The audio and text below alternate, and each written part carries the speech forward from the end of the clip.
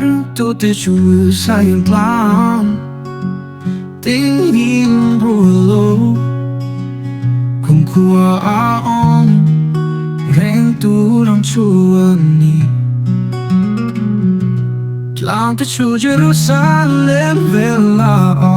amin Lalpa chu ami te vela chi tu na tong akong khuaa in amin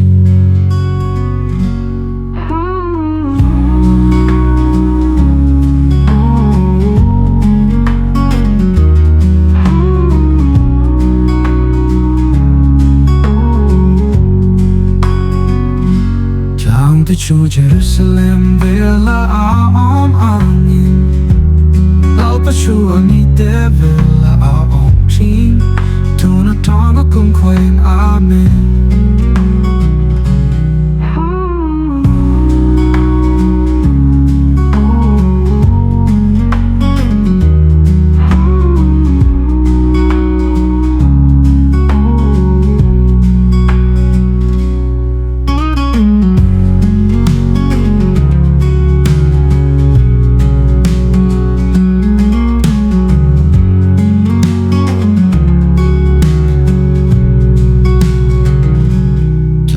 chu Jerusalem vela amin